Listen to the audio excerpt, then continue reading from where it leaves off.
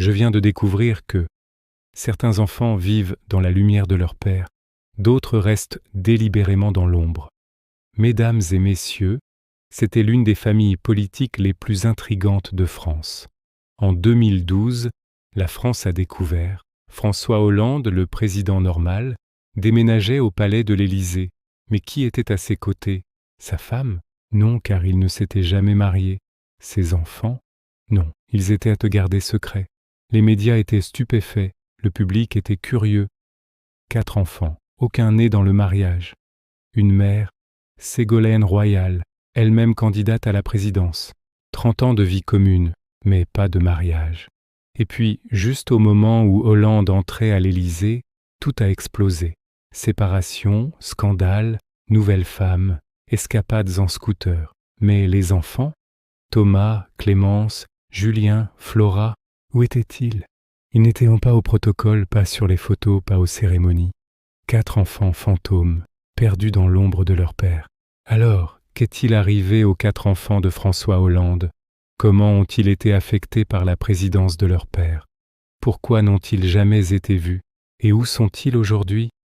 Découvrons l'histoire de la famille la plus secrète du palais de l'Élysée. Les enfants de François Hollande, invisibles mais bien réels. Chapitre 1. François Hollande et Ségolène Royal. Une famille sans mariage. François Hollande est né le 5 août 1954 à Rouen, d'une famille bourgeoise, d'un père de droite. Mais François était de gauche, socialiste, révolutionnaire, ou du moins pensait-il l'être. En 1978, à 24 ans, il a rencontré une femme à Sciences Po Paris, Ségolène Royal, belle, intelligente, ambitieuse. Elle aussi était socialiste. Tous deux sont entrés à l'ENA, l'école d'administration d'élite de France. Tous deux allaient faire de la politique, tous deux voulaient le pouvoir. Entre eux, l'attraction était instantanée. Mais François n'a jamais proposé le mariage. Le mariage est une institution bourgeoise, disait-il à ses amis. Nous sommes des personnes libres, nous n'avons pas besoin de papier. Ségolène a accepté au début. Peut-être l'aimait-elle. Peut-être était-elle concentrée sur sa carrière, ou peut-être attendait-elle simplement. En 1984, leur premier enfant Thomas est né. Il n'était toujours pas marié. En 1985, Clémence est née. Il n'était toujours pas marié. En 1987, Julien est né. Il n'était toujours pas marié. En 1992, Flora est née. Et encore, il n'était toujours pas marié. 4 enfants, 30 ans de vie commune, 0 mariage. La France était étonnée. Les médias ont demandé « Pourquoi ne vous mariez-vous pas ?» François a souri. Le mariage n'est qu'un papier. Nous sommes une vraie famille. Mais était-ce vrai? Ou François avait-il simplement peur de s'engager? Chapitre 2. L'enfance, grandir dans l'ombre. Thomas, Clémence, Julien, Flora, 4 frères et sœurs. Ils ont grandi en silence. Le monde politique de leur père était bruyant, mais eux étaient invisibles. François Hollande montait en politique depuis les années 1980. Il était actif au Parti socialiste, maire de Corrèze, député à l'Assemblée nationale. Le nom de François Hollande était partout. Mais ses enfants? Jamais. Ségolène Royal montait aussi. Elle aussi était députée, ministre, puissante. Tous les deux étaient très occupés. Réunions à Paris, électeurs en Corrèze. Vote à l'Assemblée nationale. Qui s'occupait des enfants? Des nounous, des grands-parents, parfois leur mère, rarement leur père. Thomas, l'aîné, veillait sur ses petits frères et sœurs. « Tu es l'aîné, tu es responsable », disait sa mère. C'était un lourd fardeau pour de petites épaules. Quand ils allaient à l'école, leurs camarades savaient « Ton père est célèbre, ta mère est ministre ». Mais Thomas, Clémence, Julien, Flora voulaient juste être des enfants normaux. Ce n'était pas possible. Et le pire, leurs parents n'étaient jamais mariés. Dans les années 1980 et 90, en France, c'était encore inhabituel. Leurs amis demandaient « Pourquoi tes parents ne sont pas mariés ?» Ils ne savaient pas quoi répondre. Flora, la plus jeune, a une fois demandé à sa mère « Maman, pourquoi papa ne nous épouse pas ?» Ségolène n'a pas pu répondre. Elle a juste pleuré. Chapitre 3. 2007. La famille se brise. En 2007, tout a changé. Ségolène Royal est devenue candidate à la présidence, la candidate du Parti socialiste. François est resté en arrière-plan. Il est devenu le partenaire de Ségolène. Les rôles se sont inversés. La campagne était difficile. Ségolène était partout, à la télévision, aux meetings, dans les interviews. François était à ses côtés mais dans l'ombre. Et il n'aimait pas ça. La tension entre eux augmentait. Ségolène lui criait « Tu ne comprends pas ma stratégie ». François répondait « Tu ne m'écoutes pas ». Les enfants entendaient. Thomas, Clémence, Julien, Flora, tous étaient adultes maintenant, mais ça faisait quand même mal. En mai 2007, Ségolène a perdu. Nicolas Sarkozy a gagné. Ségolène était dévastée. Son rêve s'était évanoui. Et François, il semblait soulagé. « C'est enfin fini », a-t-il dit à ses amis. Mais qu'est-ce qui était fini ? La campagne ou la relation ? Quelques mois plus tard, en juin 2007, la nouvelle est tombée. François Hollande et Ségolène Royal se sont séparés. Après 30 ans, après 4 enfants, c'était fini. Les médias étaient choqués. Pourquoi maintenant ? Que s'est-il passé ? François et Ségolène sont restés silencieux. Mais les rumeurs se sont répandues. Des rumeurs selon lesquelles François avait d'autres femmes. Des accusations selon lesquelles Ségolène était trop ambitieuse, trop froide. Les enfants étaient au milieu. Thomas avait 23 ans, Clémence 22, Julien 20, Flora 15. Ils avaient grandi mais ça faisait quand même mal. Ils perdaient leur famille. Chapitre 4. 2012. Papa devient président. En 2012, François Hollande est devenu candidat à la présidence. Cette fois, c'était lui au premier plan, pas Ségolène. Et il y avait une femme à ses côtés, Valérie Trierweiler, une journaliste, la nouvelle partenaire de François.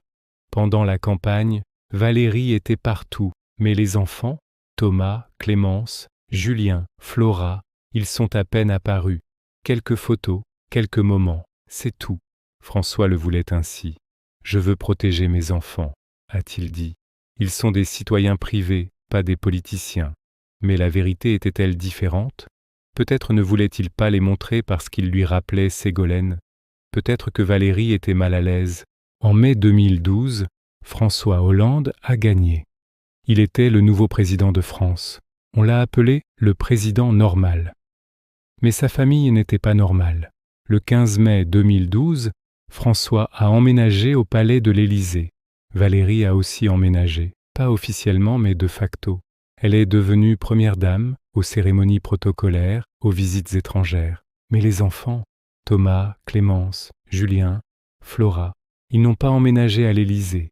Ils ne l'ont même pas visité. Le nouveau monde de leur père n'était pas pour eux. Thomas a dit dans une interview « Je ne suis pas allé voir mon père à l'Élysée. C'est son monde, pas le mien. Je suis juste son fils, pas un figurant. » Si vous aimez ce genre d'histoire et que vous voulez découvrir les vies complexes des familles politiques, n'oubliez pas de vous abonner à la chaîne et d'activer les notifications. Nous allons maintenant découvrir ce que les enfants Hollande ont vécu pendant les années de présidence et où ils sont aujourd'hui. Chapitre 5. Les scandales, le scooter et Julie Gaillet. En 2013 et 2014, les scandales ont éclaté. Il a été révélé que François Hollande trompait Valérie Trierweiler. Avec qui ? Julie Gaillet, une actrice. En janvier 2014, le magazine Closer a publié des photos. François Hollande, casque sur la tête, en scooter, se rendant secrètement à l'appartement de Julie Gaillet. Il s'échappait du palais de l'Élysée, trompait la première dame. La France était choquée. Les médias sont devenus fous. Le scandale du scooter. Le président trompe. Valérie Trierweiler a été hospitalisée, crise nerveuse. Et les enfants, Thomas, Clémence, Julien, Flora, encore au milieu, les scandales de leur père dans les journaux, à la télévision, partout, humiliants, douloureux. Thomas était avocat à cette époque, travaillait dans les tribunaux. Ses collègues se moquaient. « Comment va le scooter de ton père ?»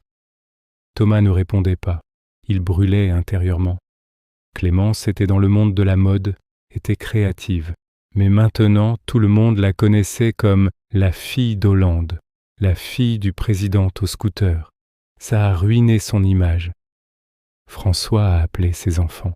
« Je suis désolé, a-t-il dit. Je ne voulais pas vous faire vivre ça. Mais c'était déjà fait. Le mal était fait. En février 2014, François et Valérie se sont officiellement séparés. Maintenant, il y avait Julie Gaillet, mais elle aussi était dans l'ombre, pas première dame, partenaire secrète. Chapitre 6. Fin de la présidence. Papa redevient invisible. En mai 2017, la présidence de François Hollande s'est terminée. Il ne s'est pas représenté, il n'était pas assez populaire, il était trop fatigué. Emmanuel Macron a gagné. François a quitté l'Élysée. Il a commencé à vivre avec Julie Gaillet, mais encore non officiel, encore secret. Ils ne se sont jamais mariés. Et les enfants? Ils étaient maintenant dans la trentaine. Ils avaient leur propre vie, leur propre carrière. Mais quelle était leur relation avec leur père? Thomas, l'aîné, voyait son père de temps en temps. Repas de famille, anniversaire. Mais ce n'était pas chaleureux. Mon père a toujours été distant, a-t-il dit une fois. La politique est toujours venue en premier. Nous étions au second plan. Clémence était plus froide. Elle n'avait pas pardonné les scandales de son père. Il nous a humiliés, a-t-elle dit à un ami. Il ne pense qu'à lui-même. Julien était le plus silencieux. Il n'a jamais parlé, ne s'est jamais plaint. Peut-être était-il celui qui souffrait le plus. Flora, la plus jeune, était peut-être la plus proche de papa. Il a fait des erreurs, mais c'est toujours mon père, a-t-elle dit. Il n'est pas parfait, mais qu'il est. Chapitre 7. Aujourd'hui, 4 enfants, 4 voyages différents. Aujourd'hui, en 2025, François Hollande a 70 ans, ancien président, ancien leader socialiste. Toujours avec Julie Gaillet, toujours pas marié. Il vit en Corrèze, écrit des livres, donne des conférences.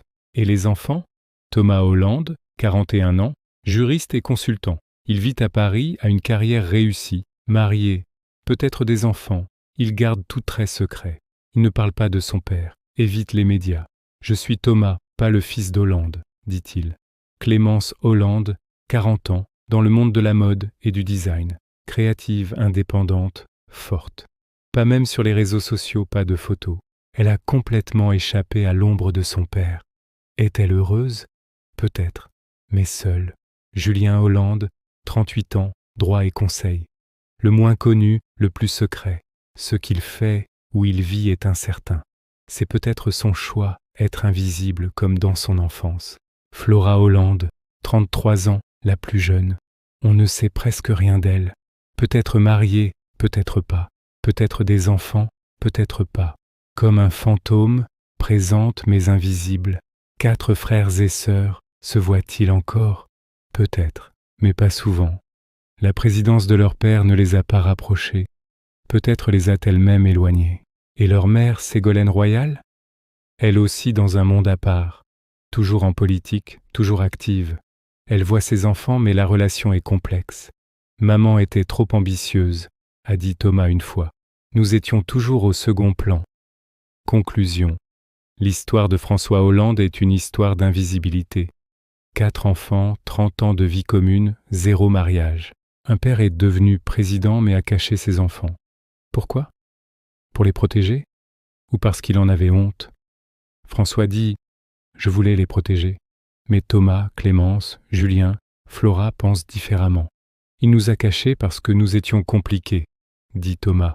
Un président non marié avec leur mère, avec des scandales. Nous ne correspondions pas à cette image. Aujourd'hui, François Hollande est encore connu comme le président normal. Mais sa famille n'a jamais été normale. 4 enfants, 2 femmes, un scandale de scooter, 0 mariage. Et les enfants? Tous vivants, tous réussis, tous indépendants.